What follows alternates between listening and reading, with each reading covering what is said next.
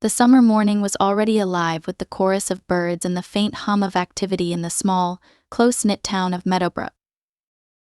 10-year-old Clara shuffled out of her modest home, clutching a worn book in her arms. Her shoes, patched by her mother's careful hand, kicked up tiny puffs of dust from the gravel path.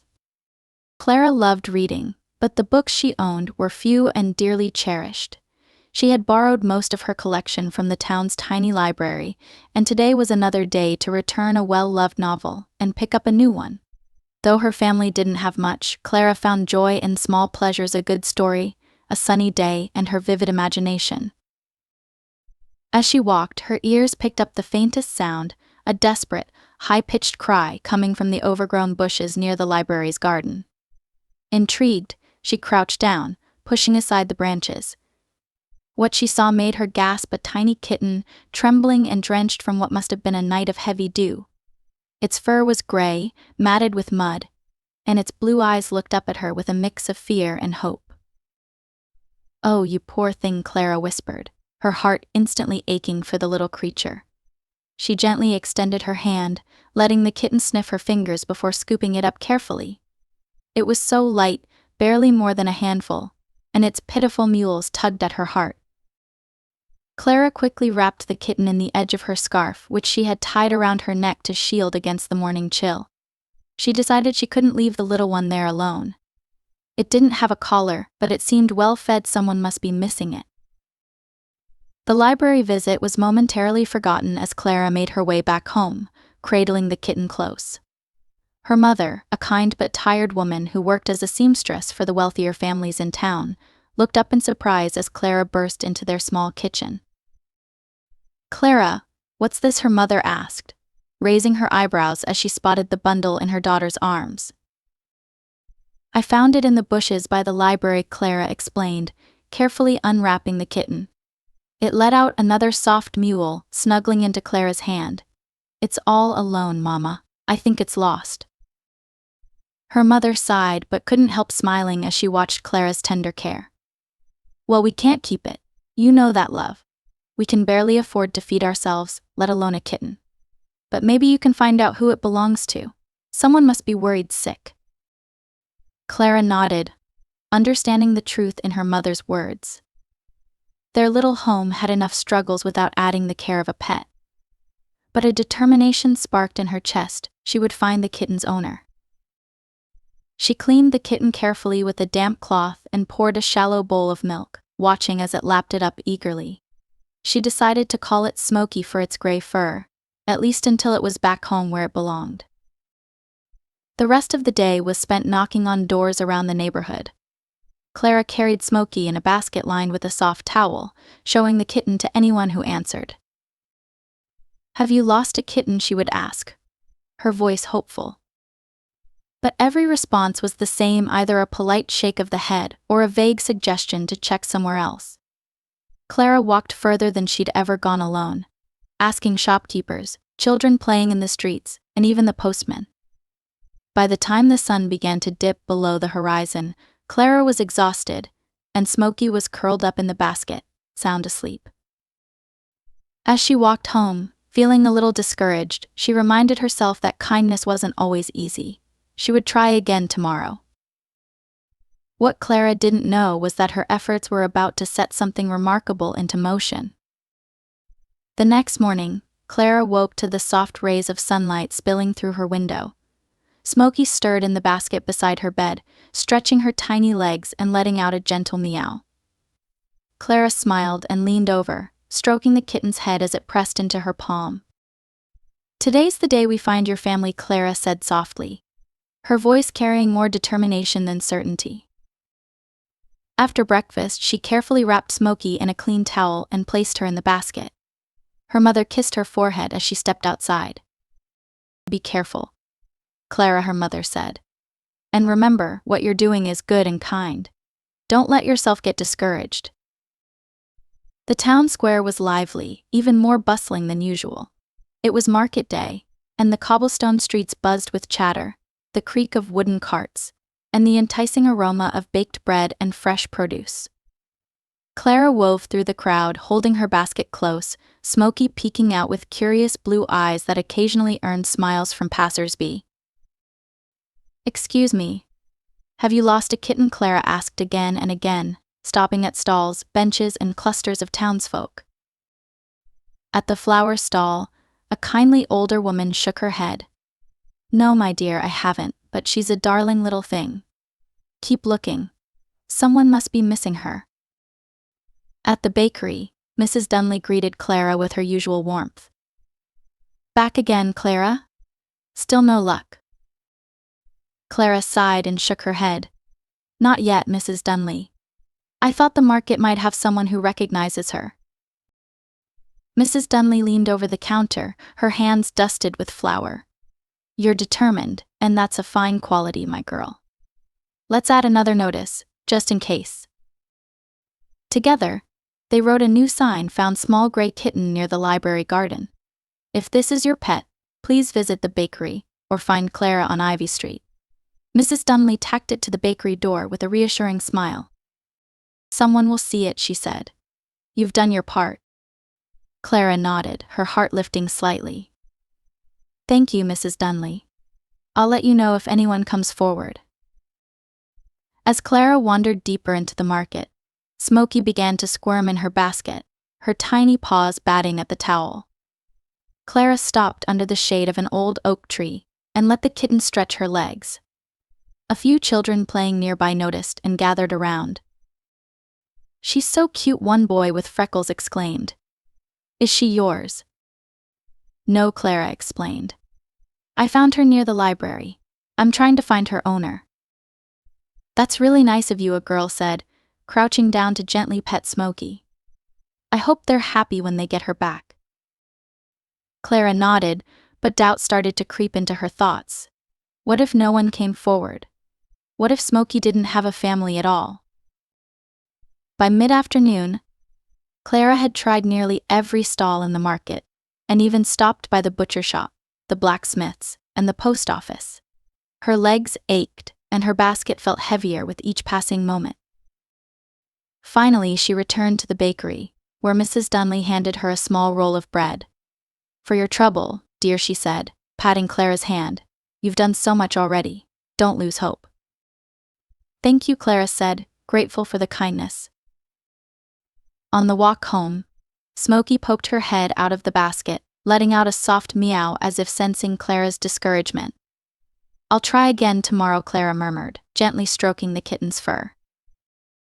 The next morning, Clara and her mother were hanging freshly washed linens on the line when a knock came at the door. Her mother wiped her hands on her apron and opened it to reveal a tall, elegant woman with warm eyes and a kind smile. Beside her stood a boy about Clara's age, his face full of hope and excitement. "Good morning," the woman said. "I'm Mrs. Whitaker, and this is my son Evan. We saw the notice at the bakery, and believe you may have found our kitten." Clara's heart raced as she crouched by the basket. "Smokey, come here."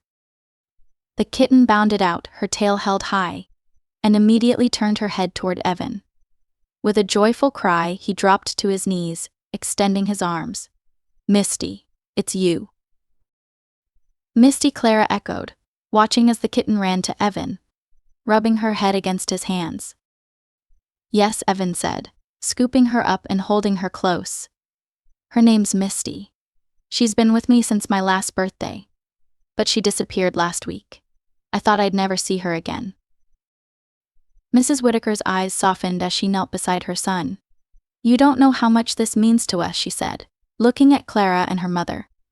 "We've been searching everywhere. Misty is part of our family." Clara felt a swell of emotion as she watched the reunion. "I'm just glad she's back with you," she said, her voice steady despite the lump in her throat. "Thank you so much for taking care of her," Mrs. Whitaker said sincerely. She reached into her bag and handed Clara a neatly written card. "Here's our address. Please come by tomorrow. We'd like to thank you properly." Clara hesitated, glancing at her mother, who gave her an encouraging smile. "You should go," her mother said gently. "You've done a wonderful thing, Clara. It's all right to accept their gratitude." As the Whitakers left with Misty, Evan beaming and the kitten purring happily in his arms, Clara felt a deep sense of fulfillment. She had brought a family back together, and for the first time in days, her heart felt as light as the morning breeze. She couldn't wait to see what tomorrow would bring. The next morning, Clara dressed quickly, her heart fluttering with nervous excitement. The card Mrs. Whitaker had given her sat neatly on the table, the address written in elegant script. Clara's mother had ironed her best dress, a simple blue cotton frock, and tied her hair back with a ribbon. "You look lovely," Clara, her mother said, adjusting the ribbon with a gentle smile. "Now remember to say thank you, no matter what. Being gracious is important." "I will, Mama," Clara said, clutching the card tightly. The walk to the Whitaker home took Clara further than she'd ever ventured on her own. Ivy Street gave way to Maple Lane, and soon the modest cottages were replaced with larger, well-kept houses. When she reached the address, she paused to take in the sight. The Whitakers' house was a beautiful two-story building with a slate roof, wide windows, and a neatly trimmed garden full of blooming flowers. Clara hesitated, feeling a little out of place, but she squared her shoulders and rang the bell. Mrs. Whitaker opened the door almost immediately, her warm smile putting Clara at ease. "Clara, please, come in. Evan's been waiting to see you, and Misty, too." Clara stepped inside, marveling at the polished wooden floors, the high ceilings, and the shelves lined with books. The house smelled faintly of lavender, and a cheerful fire crackled in the hearth. Evan appeared moments later, Misty perched in his arms. "Hi, Clara," he said, grinning. "Misty's been waiting for you." The kitten meowed as if in agreement, wriggling out of Evan's grasp and padding over to Clara. Clara crouched down, laughing as Misty rubbed against her legs and purred. "I think she missed you," Mrs. Whitaker said, her eyes twinkling. "You must have taken very good care of her." Clara blushed, stroking Misty's soft fur. "I just wanted her to feel safe until she found her home." "Which is exactly why we're so grateful," Mrs. Whitaker said. "Please sit down. We have something for you." Clara followed her into the living room, where a small table was set with tea and cookies. Evan sat beside her, Misty climbing into his lap as Mrs. Whitaker handed Clara a neatly wrapped package. "What's this?" Clara asked, looking from the package to Mrs. Whitaker in surprise. "It's a small token of our gratitude," Mrs. Whitaker said. "Please open it." Clara carefully peeled back the paper, revealing a beautiful leather-bound notebook and a set of pencils. The notebook's cover was soft and smooth, and the pages inside were thick and blank, waiting to be filled. Evan leaned forward, grinning. "Mom says you love reading. Maybe you'll write your own stories now." Clara's hands trembled slightly as she ran her fingers over the cover. "It's beautiful," she whispered. "Thank you so much." "There's more," Mrs. Whitaker said gently, placing a second envelope in Clara's hands. Clara hesitated, glancing at her mother's words of caution in her mind. "What is it?" "Open it," Mrs. Whitaker urged with a smile. Clara unfolded the envelope and gasped softly.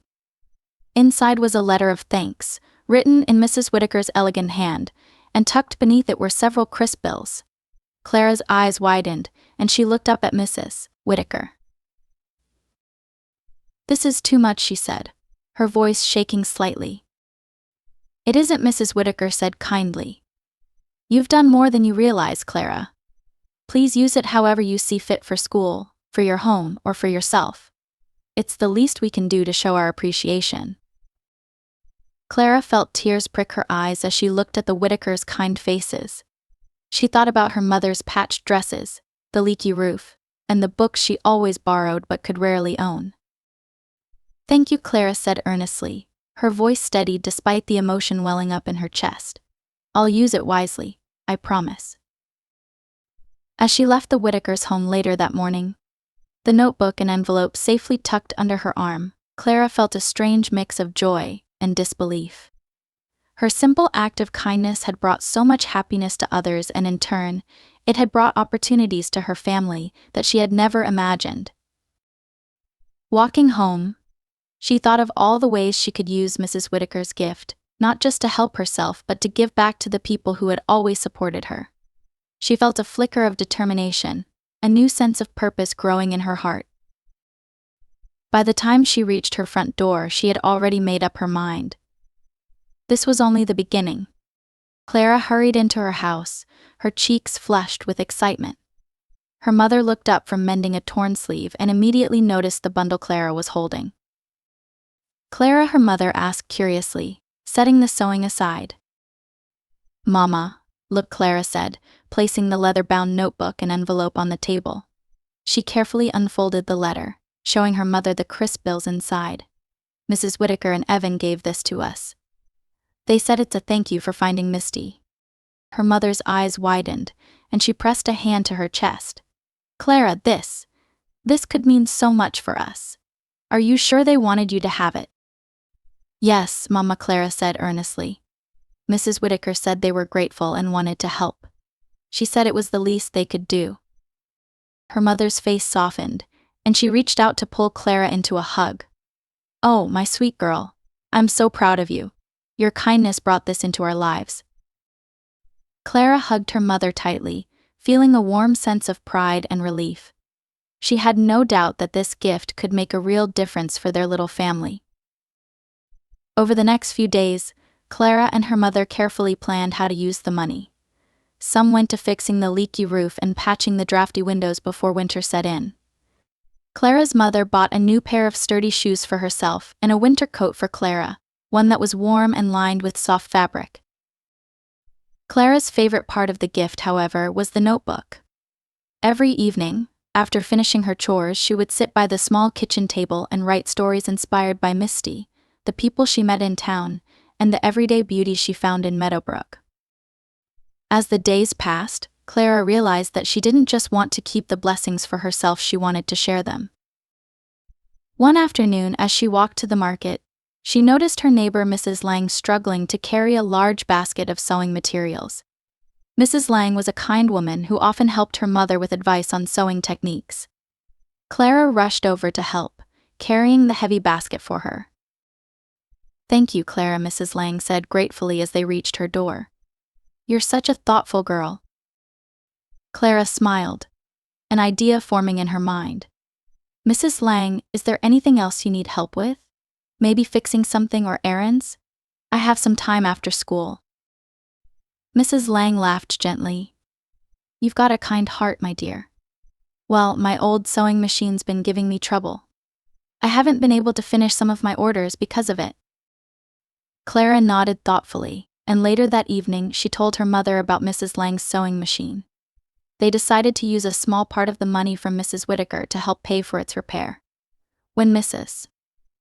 Lang discovered what Clara had done, she was overwhelmed with gratitude. "That's the least we could do," Clara said shyly. "You've always helped my mother, and now I could help you."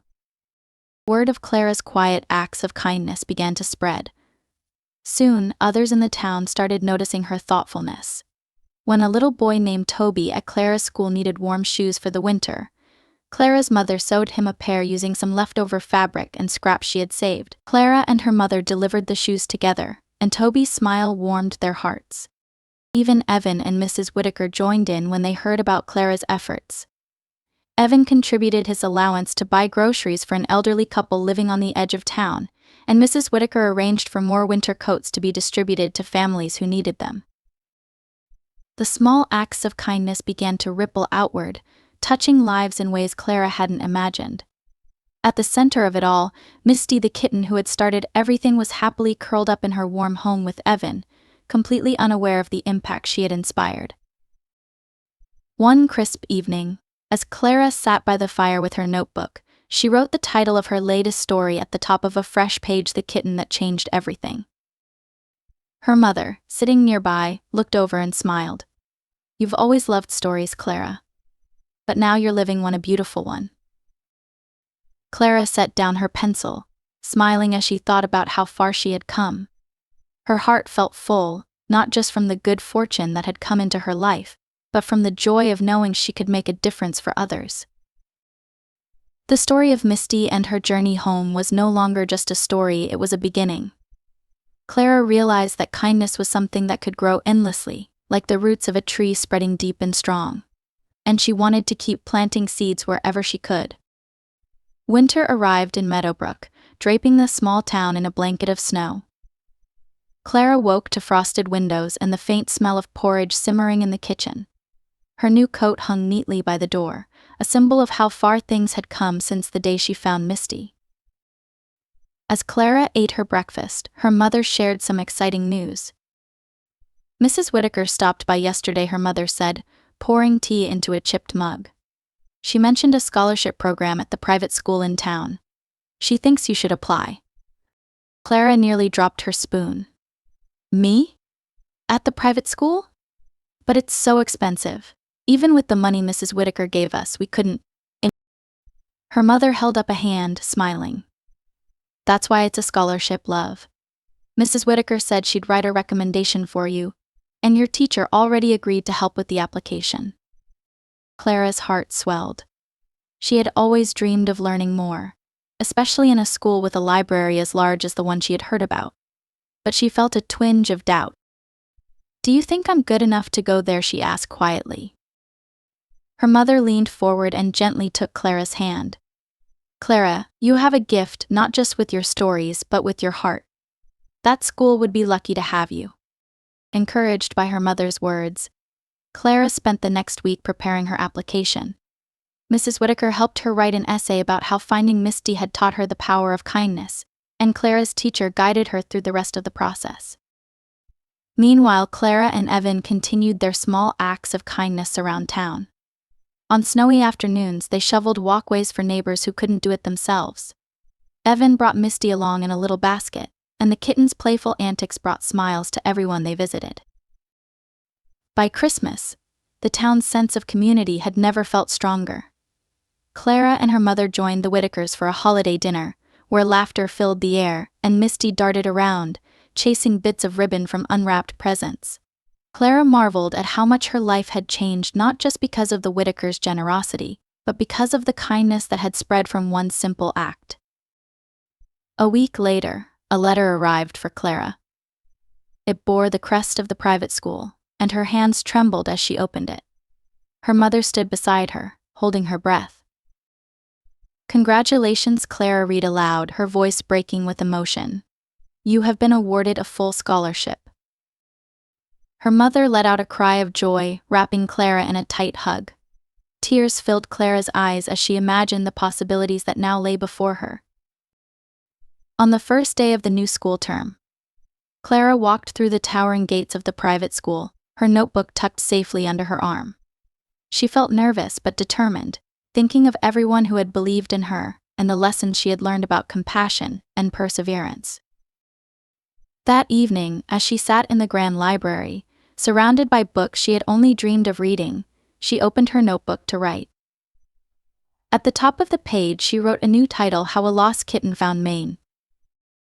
Clara smiled to herself, knowing the story of Misty and her own was far from over. This was only the beginning of all the good she could do, one kind act at a time.